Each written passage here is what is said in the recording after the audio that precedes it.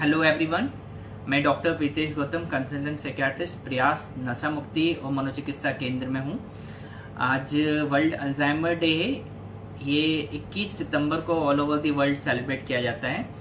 Alzheimer एक तरह का डेमेंशिया है। डेमेंशिया का मतलब होता है याददाश्त की कमी, और इसको अल्जाइमर डे या अल्जाइमर डेमेंशिया, क्योंकि मोस्ट कॉमन कॉज जो डेमेंशिया का होता है वो अल्जाइमर डेमेंशिया बोला गया है।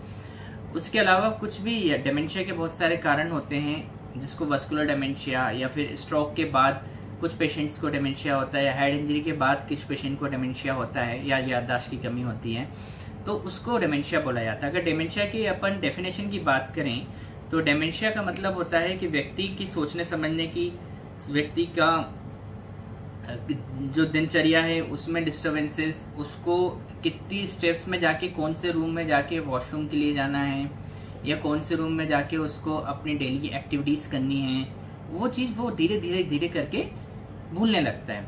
वो अपने फैमिली मेम्बर्स के नाम, अपने पड़ोसियों के नाम, अपने घर का पता, सब चीज़ें धीरे धीरे करके भूलने लगता है। तो it's a type of irreversible type of damage, जो धीरे धीरे करके ये ब्रेन को पूरा इतना एट्रोफी कर देता है, ब्रेन को इतना सिकुड़ा देता है अल्जाइमर, कि ब्रेन की प्रोसेसिंग स्लो हो जाती है। जैसे कि कंप्यूटर में एक सीपीयू होता है, सेंट्रल प्रोसेसिंग यूनिट, वैसे ही ब्रेन में कुछ प्रोसेसिंग यूनिट्स होती हैं जो कि न्यूरॉन्स के लेवल पे मैनेज की जाती हैं। तो डेमेंशिया में प्रोसेसिंग स्लो हो जाती है, और प्रोसेसिंग के साथ साथ इनअटेंशन होने लगती है, पेशेंट अनअटेंटिव हो जाता है, फॉरगेटफुलनेस बहुत जल्दी होने लगती है। इसकी कैटेगरीज होती हैं अल्जाइमर की। कुछ प्री क्लिनिकल स्टेजेस होती हैं, ये बहुत ही क्लिनिकली डायग्नोसिस करने के लिए बहुत ही इंपॉर्टेंट स्टेजेस होती हैं, कि अगर इस स्थिति में अगर ने इंटरवेंशन किया, एक्टिवली इंटरवेन किया साइकियाट्रिस्ट ने या फिर उसके केयर गिवर ने, तो देयर आर चांसेस, तो we can halt the progression of dementia. तो प्री क्लिनिकल स्टेजेस में क्या होता है कि अगर आपने देखा कि वर्ड फाइंडिंग डिफिकल्टीज या नेमिंग डिफिकल्टीज हो रही हैं पर्सन को, तो यहाँ पे इंटरवेन किया जाए, उसको कुछ कॉग्निटिव रीट्रेनिंग सिखाई जाए, कॉग्निटिव एक्शन एक्सरसाइजेस सिखाई जाए, उसको ये बताया जाए कि जैसे पजल, न्यूज़पेपर में आप देखते होंगे कुछ पजल बॉक्स या फिर इस तरह के पजल गेम्स आते हैं, तो वो उसको डेली इंगेज किया जाए एज पर हिज इंटेलिजेंट या इंटेलेक्चुअल लेवल।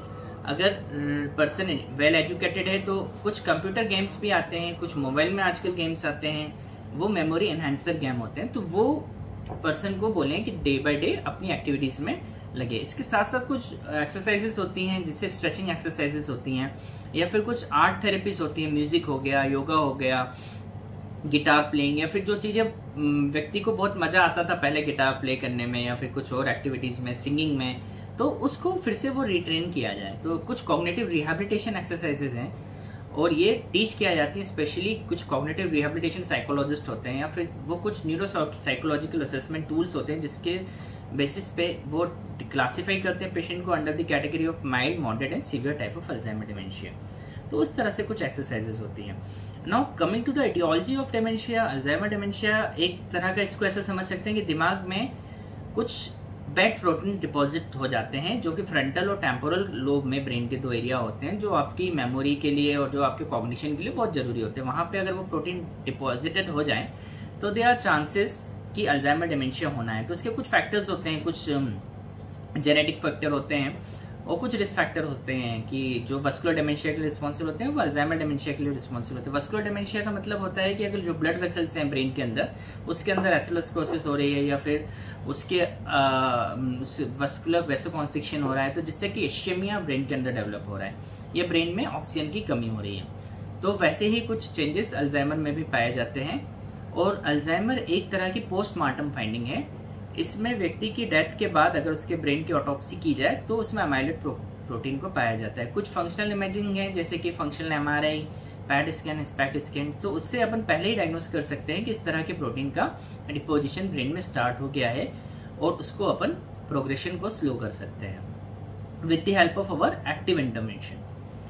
कुछ इसकी इम्यूनोथेरेपीज हैं, इस अमाइलेट प्रिकर्सर प्रोटीन से अमाइलेट प्रोटीन को बनने से रोकने के लिए। तो कुछ इम्यूनोथेरेपीज हैं, वो अभी इंडिया में सेमाइनल स्टेजेस पे हैं, यानी अभी वो स्टेजेस में नहीं है कि अपन उसको क्लिनिकली यूज कर सकें। तो अपने पास क्या है अभी, cognitive retraining exercises and cognitive activation exercises, and there are some pharmacological tools. कुछ ड्रग्स हैं जो कोलिनेस्ट्रेज इनहिबिटर्स होती है, anti cholinesterase, and some NMDA antagonist. तो ये कुछ ड्रग्स हैं, ये मैं नाम साइंटिफिक हैं, बट आपके लिए समझना जरूरी है कि ये दवाइयाँ अपन यूज़ करके इसकी डिसीज़ के प्रोग्रेशन को रोक सकते हैं।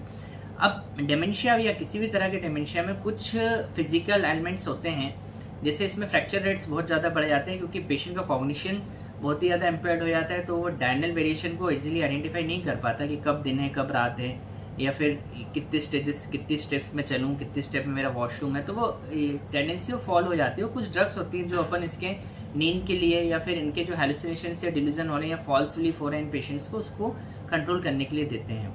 तो उसमें कुछ फिजिकल एलिमेंट्स होते हैं, पर्सन बेड रिडन हो जाता है तो उसके बाद उसको बेड सोर्स होने के चांसेस हो जाते हैं, कुछ सर्जिकल इंटरवेंशन की ज़रूरत हो जाती है for prevention of bed source. तो ये सब चीज़ें एक क्लिनिकल टीम होनी चाहिए, एक नर्सिंग स्टाफ होना चाहिए, प्रॉपर केयर कर सके अगर पेशेंट बहुत ही ज़्यादा साइकियाट्रिक एंड फिजिकली इल हो गया है, और ऑर्थोपेडिशियन की हेल्प चाहिए फॉर फ्रैक्चर के लिए, या फिर कुछ न्यूरोलॉजिस्ट की हेल्प चाहिए। कुछ इलेक्ट्रोलाइट इम्बैलेंस होता है इन पेशेंट्स में क्योंकि वो फूड खाना या फिर इस तरह की चीज़ें करना बंद कर देते हैं, वो खाना खाना भूल जाते हैं। तो ये इसके लिए proper multi modalities approach dementia के लिए अपन को यूज़ करनी चाहिए।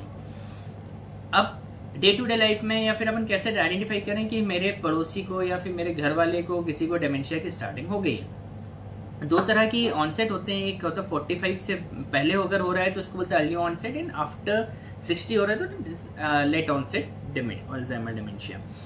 तो अगर अल्जाइमर डेमेंशिया की स्टार्टिंग हो रही है तो उसमें व्यक्ति को कुछ नेमिंग डिफिकल्टी या फेस रिकॉग्निशन में डिफिकल्टीज होने लगती हैं, या फिर अपने घर की ही चीज़ों में भूलने लगता है वो कि मैंने ये कहाँ रखी थी और ये किस तरह से रखी थी, बिल्कुल नॉर्मल बातों को भूलने लगता है। तो और उस इररिलेवेंट बिहेवियर होने लगता है, कुछ अलग तरह की बातें जो रियलिटी से डिटेच्ड हैं, या फिर डिरेलमेंट होने लगता है, कुछ भूत प्रेत की बातें करना या फिर इस पर शक करना या भूत प्रेत का दिखाई देना।